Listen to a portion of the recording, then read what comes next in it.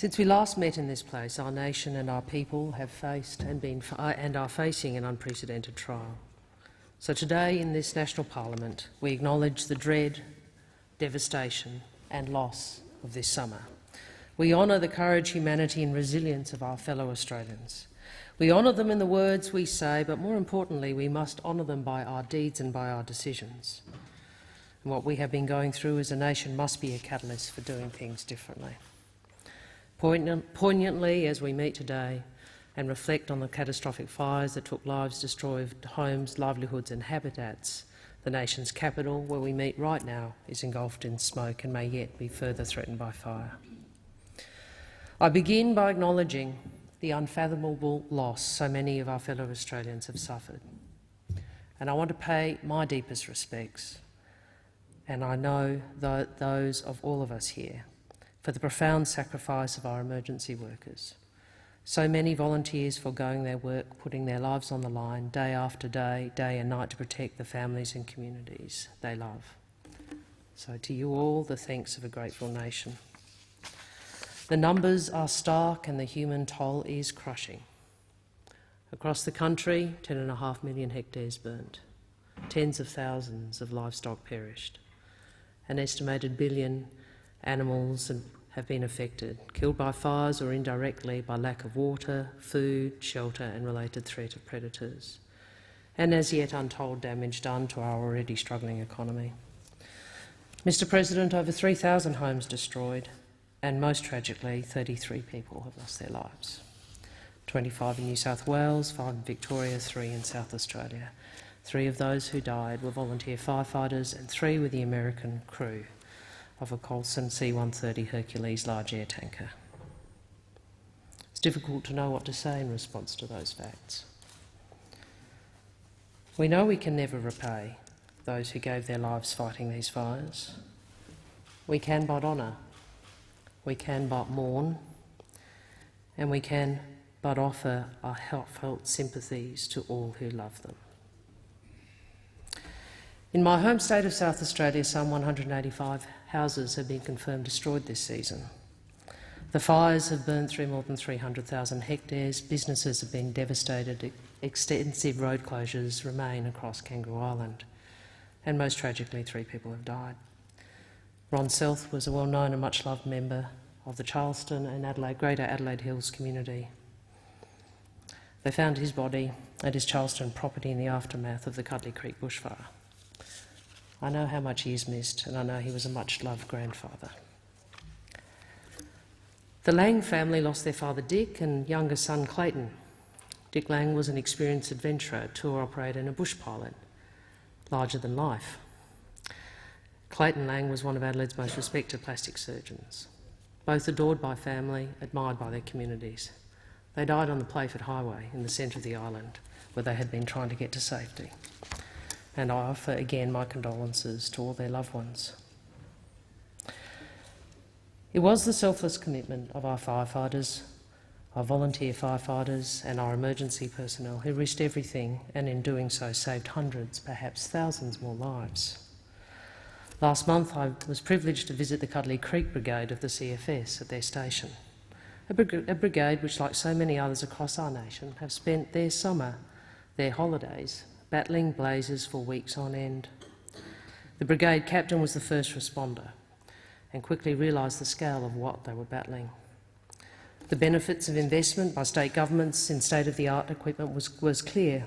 Their appliances equipped to protect the crew in the event of a burnover, with pumps that can be operated from within the cabin, curtains to protect occupants from the extreme heat of the fire, and oxygen masks to keep the crew breathing as the fire passes. But it's also clear our volunteers make do with substandard tools and facilities more generally. The appliance at Cuddly Creek is too high for the 60-year-old station. They use a broom handle to prop up the garage door to get the truck out. The crew's lounge is a small room fixed to the side of the station, which is a shipping container, purchased using funds they raise themselves. And the air conditioner that keeps them cool on the extraordinarily hot days is so loud they have to turn it off when they want to talk to each other. But you know, they didn't complain.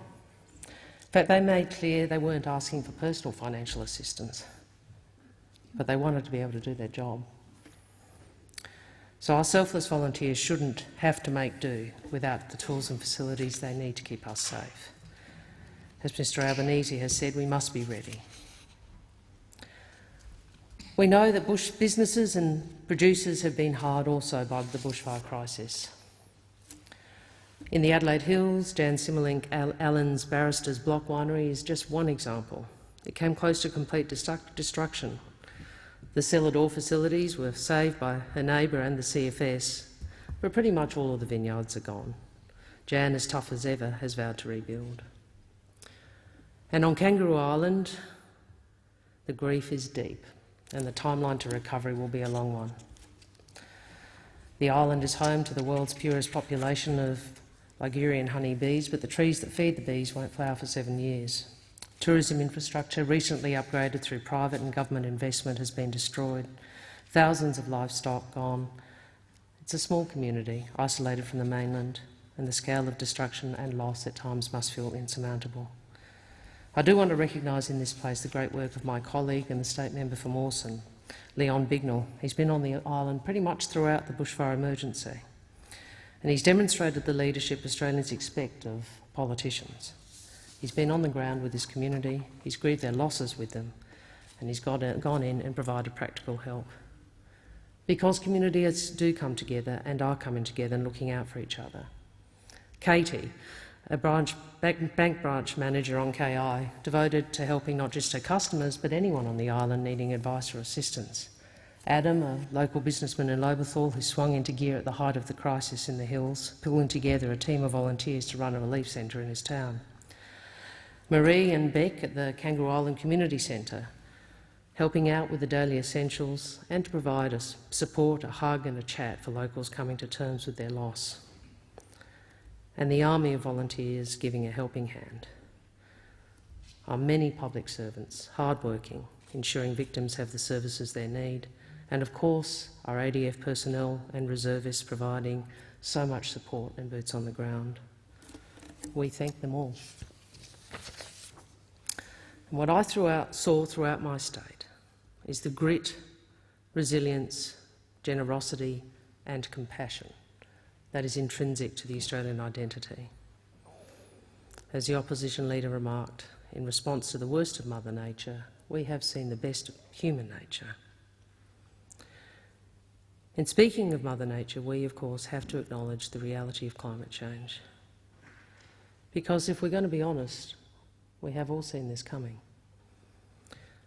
In the Senate on the 26th of November 2009, I said this: we are also likely to see an increase in very extreme fire weather days. This is one of the effects of climate change documented again by the Bushfire CRC, the Bureau of Meteorology and the CSIRO in 2007, when they said that very extreme fire weather days now occur on average once every 2 to 11 years at most sites. By 2020 they may occur twice as often, by 2050 4 or 5 times as often. You see, we have been warned time and again. But instead of acting responsibly, too many have played short-term politics. A price on carbon, which was reducing emissions and driving investment in renewable energy, abolished. Climate Commission abolished. And funding to prepare Australia to adapt to the climate change we couldn't avoid was cut. As the Climate Council said, as a result, Australia is less prepared to cope with the impacts of climate change. Mr President, at a time of national crisis, Australians look to their national leaders. They don't expect government to fix everything, but they want government to be informed, to be prepared and to act. Australians expect leaders to have compassion for their struggle, empathy for their losses, and they hope that their leaders stand with them. There has been understandable disappointment with the government's response, and today isn't the day to deal in chapter and verse or the ways in which Australians feel let down by Mr Morrison, but we know they have been. What Australians do want is real, sincere and honest leadership. So I hope that we can all demonstrate in this place the sort of leadership and selflessness we have seen time and again from our emergency services personnel, from our volunteers, from all those who have come together in this tragedy.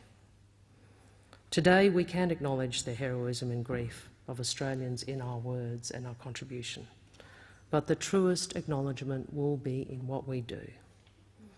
The Australian people have once again shown their courage, their integrity and their humanity in this crisis. Let us all show them the same.